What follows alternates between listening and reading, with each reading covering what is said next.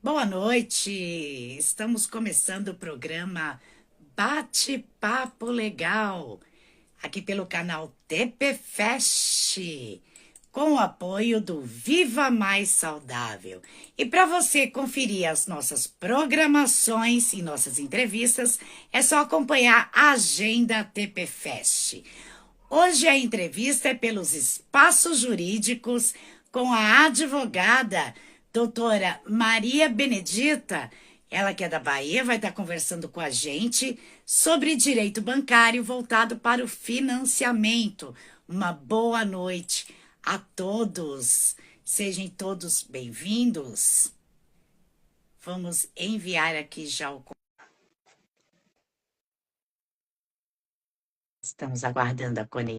Boa noite, doutora. Boa Seja noite, bem-vinda. doutora. Tudo bem? Muito obrigada pelo convite. Eu que agradeço a sua presença aqui no programa Bate-Papo Legal pelos espaços jurídicos. Hoje a gente vai estar falando sobre direito bancário voltado para o financiamento. E Sim, eu gostaria, antes de a gente começar a entrevista, que você se apresentasse para as pessoas que não conhecem o seu trabalho. sim. Eu sou Maria Benedita, advogada, atuo na Bahia, em Salvador, alguns municípios do interior, mas também atendo todo o Brasil online. Atuo na área de direito bancário, direito de saúde, especificamente, de um modo geral, direito do consumidor, direito civil, processo civil, direito do trabalho. Sou advogada de algumas empresas aqui na região, né, na nossa cidade e na região metropolitana. Tenho alguns contratos, alguns processos um tanto complexos, mas o cerne da questão, né, desse tema tão polêmico que, na verdade, a gente infringe o direito dos consumidores, que é o direito com relação ao financiamento dos veículos, né? Financiamento de imóveis, a gente faz essa análise aqui juntamente com os nossos colegas, a gente tem aqui um corpo jurídico, né? Alguns advogados associados que atuam juntamente comigo.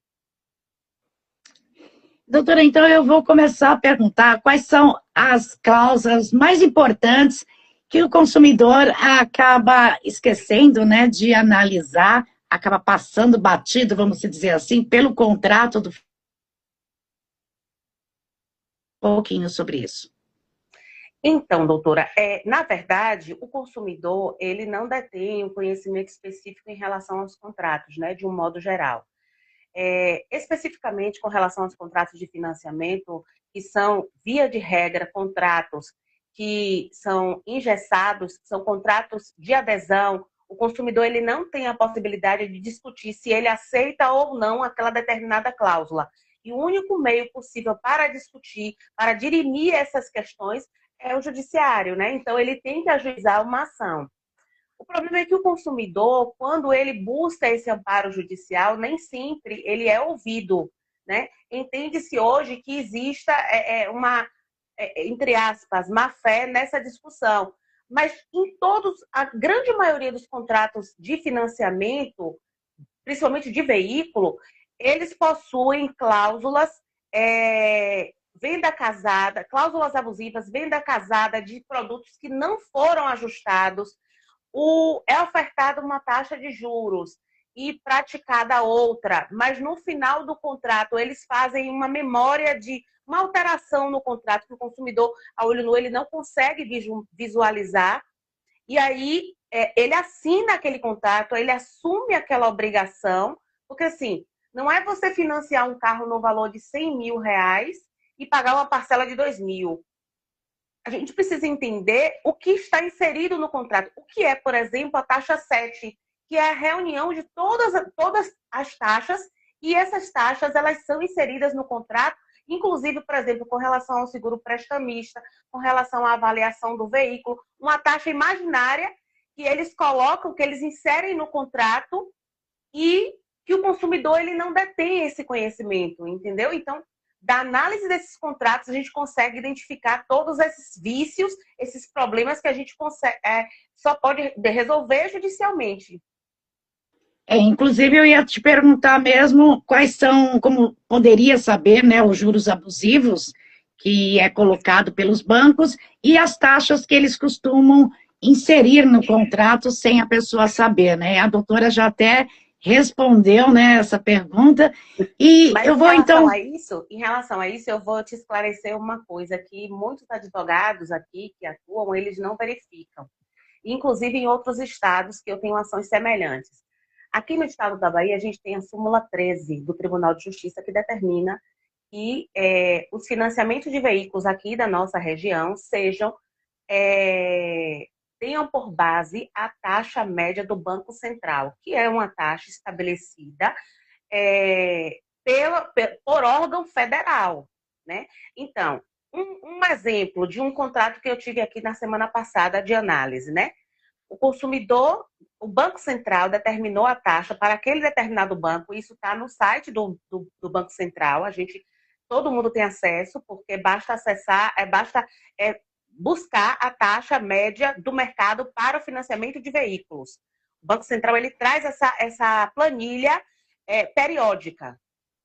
Então, o TJ daqui da Bahia disse que o contrato de financiamento de determinado banco tem que estar vinculado à taxa do Banco Central. Essa taxa pré-estabelecida. O Banco Central, por exemplo, um banco A, eu não vou citar nome de bancos porque são vários, Sim. mas o banco A tem lá a taxa prevista, 1,50.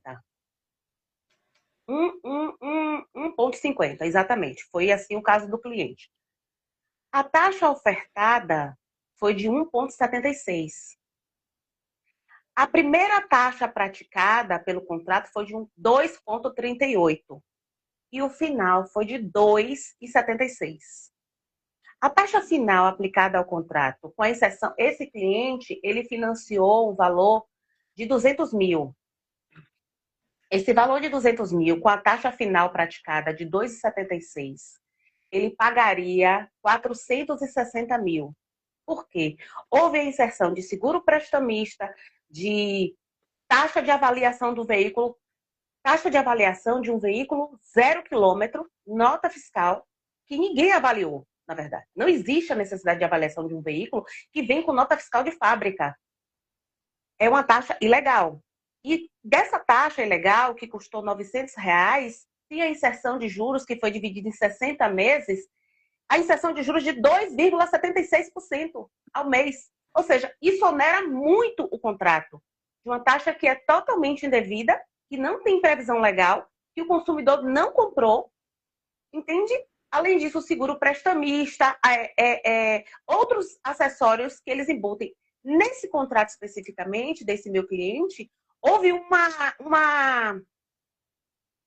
aporte no contrato do financiamento de R$ 17 mil, que vai inserir juros abusivos, juros de 2,76% até o final do contrato, por 60 meses. Ou seja, onera e muito o contrato de um financiamento. E o consumidor não tem conhecimento disso. Com certeza. E, doutora, quando o cliente acaba atrasando até as parcelas do financiamento, quais são as etapas que o banco costuma seguir até chegar na etapa final de busca e apreensão, no caso de um veículo, ou até mesmo na execução de um imóvel? Legalmente falando, o banco ele tem por obrigação constituir a mora, ou seja, intimar o consumidor, notificar da ausência de pagamento da dívida. Notificou o consumidor, constituiu a mora, ele pode ajuizar a ação de busca e apreensão. Como é que hoje tem sido praticada essa constituição de mora?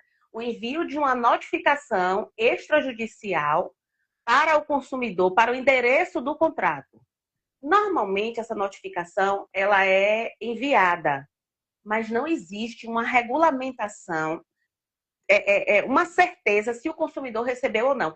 Entendo eu que existem muitos casos de irregularidades nessa notificação extrajudicial. Tanto é que quando nós verificamos a ação de busca e apreensão, a gente já informa que se houve ou não a notificação. O banco ele tem a obrigação de provar que houve a constituição da mora. Ultrapassado esse ponto, geralmente os bancos, de um modo geral, eles entram com a ação de 3 a 5 meses após o início, a interrupção de pagamento. Então, quando existem, a partir de 3 meses, o banco pode, desde que haja a constituição da mora, no caso, a notificação extrajudicial, para que haja o ajuizamento da ação. Aí é válido.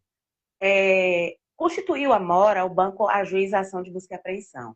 O problema é que o veículo, essa lei da alienação fiduciária, entendo eu, seja inconstitucional e vai de contra ao Código de Processo Civil e o Código de Defesa do Consumidor, porque é uma lei de 1969, uma lei totalmente arcaica, que prevê que o veículo que está em mora, o banco pode, concedida a liminar de busca e apreensão, e daí o consumidor passa a ter 5 dias para pagar a dívida toda, porque antecipa todas as parcelas.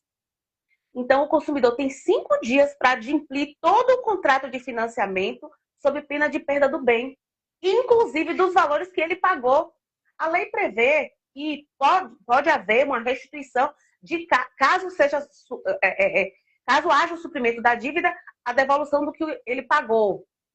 Mas isso não acontece, porque os carros eles são leiloados em valores ínfimos. E acredito eu que a gente não tem o controle. O consumidor teria o direito, de preferência teria, mas ele nunca é notificado desse leilão. Então, o consumidor ele perde todo o patrimônio investido, né? Então, assim, essa lei de 69, ela não dá o direito ao contraditório e à ampla defesa, não dá o direito ao consumidor de uma citação anterior para que ele se defenda, que no caso é o contraditório e a ampla defesa, se defenda antes, que comprove o porquê houve a interrupção do pagamento, né? Se houver um motivo plausível, né, para essa interrupção, tudo bem, mas às vezes o cliente está discutindo numa ação revisional o contrato de financiamento baseado no Código Civil, que é de 2015, baseado no Código de Defesa do Consumidor, que é de 90, e aí vem uma outra ação baseada em uma lei de 69 e determina a busca e apreensão do veículo e a perda do patrimônio. E é bastante complicado, isso acontece corriqueiramente, né, doutora? Corriqueiramente, diariamente nós temos, e de um lado nós temos uma instituição financeira que lucra bilhões todos os anos, todas as instituições são assim, a gente tem essa notícia o tempo todo no noticiário comum, né? E, de outro lado, nós temos um consumidor hipossuficiente, vulnerável, que chega numa loja, numa concessionária para comprar um veículo e recebe um contrato pronto, ou você assina desse jeito que está aqui para levar o carro, que hoje um carro, na verdade, não é luxo, é necessidade, né? É instrumento de trabalho para muitas famílias, ou você assina para levar, ou você não leva, porque você não tem possibilidade de discutir cláusulas contratuais. Com certeza. E pela legislação, quais são os direitos do cliente em relação até aos descontos e de juros, no caso, quando eles decidem antecipar, né, este financiamento? O que o Código de Defesa do Consumidor diz, né? Com a antecipação das parcelas, o abatimento proporcional do preço. Mas isso na prática não existe. Principalmente, por exemplo, assim, o banco, eu tive uma situação pessoal que eu fiz o financiamento de um veículo e aí eu quis, na verdade, até para provocar, esse foi meu, né, no caso, provocar para saber como eles agiriam. E aí eu tinha um financiamento, solicitei a antecipação do pagamento, falei assim, não, me diga aí quanto é que eu vou pagar. Eles mandaram o boleto, 70 mil reais de juros. Um mês depois de ter comprado o veículo financiado, eu iria pagar 70 mil de juros se eu quisesse antecipar todo o contrato. Mas aí o Código de Defesa do Consumidor também traz uma questão, né? Direito é uma matéria que não é absoluta, né? Não é uma matéria exata, digamos assim. A gente precisa analisar cada caso, né? Especificamente nesse aspecto, não haveria condições, não haveria possibilidade dessa instituição financeira cobrar juros, sendo que eu estava pagando à vista. Eu paguei juros da primeira parcela, mas eu estou antecipando um financiamento de 60 meses. Como é que eu vou pagar juros se não houve prestação de serviço, se não houve parcelamento de nada, se não houve naquele momento? Ainda que existisse uma taxa de juros, mas R$ 70.000 é E extorsivo. isso vem acontecendo também, não só com veículos, mas com imóveis também, Com porque imóveis também. existe muitos clientes que querem antecipar, mas os juros continuam altíssimos, né, doutora? Continuam altíssimos. O problema do financiamento de imóvel, eu costumo ver aqui com os meus clientes, é o seguinte, doutora, é, geralmente os financiamentos de imóveis, por conta do tempo, 420 meses de juros, acaba onerando muito o contrato. Mas, por exemplo, haveria também, e o Código de Defesa do Consumidor, ele traz essa informação, né? Que as cláusulas, elas devem ser interpretadas de maneiras mais favoráveis ao consumidor. Isso não acontece na prática. A gente não consegue, se não tiver um processo robusto, uma discussão realmente pautada nessa premissa. O consumidor, quando ele pede a antecipação, no caso dos imóveis de financiamento, a maioria dos bancos não dão o desconto correto. E não existe amortização da dívida. Você paga, paga, paga, paga, e no final você acabou pagando 2, 3 imóveis. Com certeza. Um E absurdo. nas parcelas referente aos financiamentos que acaba comprometendo até o orçamento, qual é a melhor atitude? Tentar negociar diretamente com o banco ou procurar a orientação jurídica antes que a situação se agrave, doutora? Não, eu oriento procurar uma orientação jurídica. Renegociar a dívida, eles inserem os juros e parcelam novamente. Por exemplo, tem um cliente que está devendo um financiamento vou tratar do veículo que é mais simples, o financiamento do veículo. E aí ele renegocia. Aí o banco pega aquele valor que sobrar, ele estava devendo R$ 50.000. Mais as parcelas que estavam atrasadas. Aí vamos supor que tenha 5 parcelas atrasadas. Eles embutem esse valor das parcelas, só que só faltavam 30 parcelas. Esse valor que eles congelaram, que juntou das 35 parcelas, passa a ser 60 novamente, o mesmo valor. Ou seja, o consumidor ele acaba se endividando cada vez mais. Se torna juros sobre juros, literalmente falando. Eu não aconselho a, o, a, o novo contrato, digamos assim, renegociar essa dívida. Por quê? O consumidor ele vai sair em desvantagem. E assinando o novo contrato, ele não tem como voltar, porque ele está com a nova ação.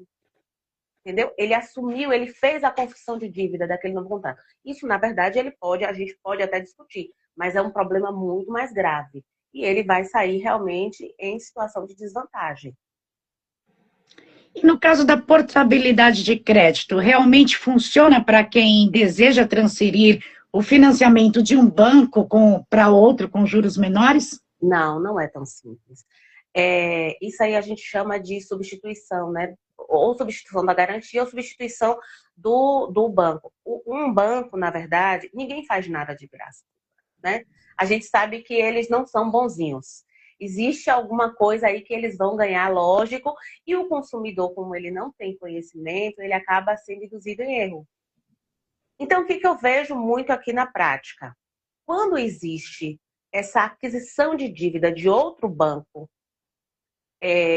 existe a inserção ali de outras condições. Aí o consumidor tem que assumir seguro, aí o consumidor tem que abrir a conta no banco para pagar a taxa, o consumidor tem que assumir cartão de crédito, ele tem que estar com o nome dele legalizado, aí tem que fazer a portabilidade do salário, ou seja, tudo é venda casada. Eles não fazem nada de graça.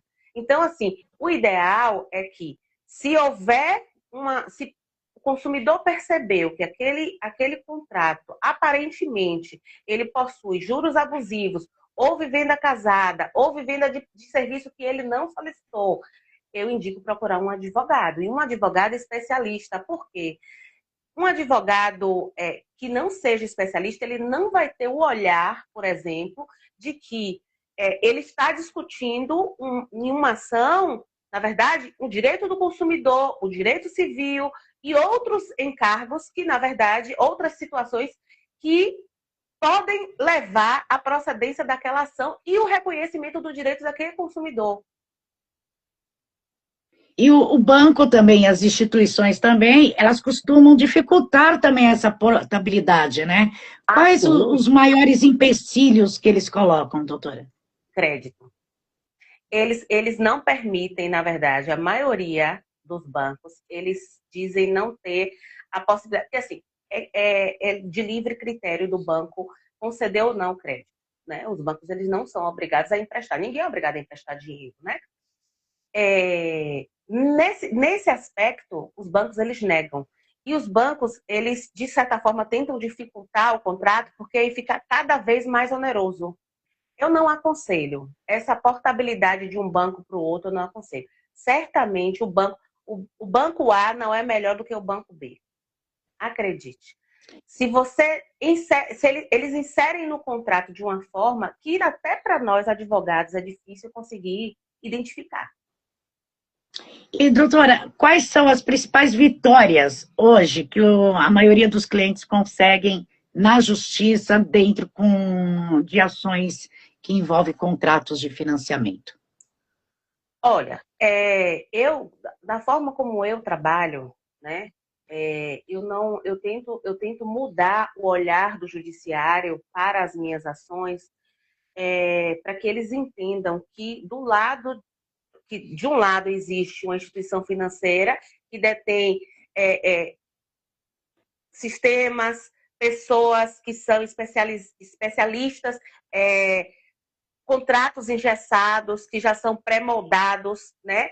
De outro lado, nós temos um consumidor que, por mais que ele tenha expertise, por exemplo, no caso, eu que tenho conhecimento, eu não tenho como discutir ali na mesa, naquele momento, um contrato que vem engessado, eles não permitem. Então, nesse aspecto, a gente precisa trazer o que o Código de Defesa do Consumidor traz. Preconiza consumidor hipossuficiente, ele não teve condições, era um contrato de adesão, era um contrato com cláusulas abusivas, então a gente precisa usar as armas que nós temos, né? A nossa lei, ela é favorável. A lei, o direito do consumidor, ele protege o consumidor. Então, eu faço um link entre o direito civil, essa lei da alienação fiduciária e o Código do consumidor, porque a gente precisa proteger o, quem financia um veículo financia por uma necessidade, porque se tivesse dinheiro, comprava à vista, não ia pagar Com juros, né? certeza, com certeza.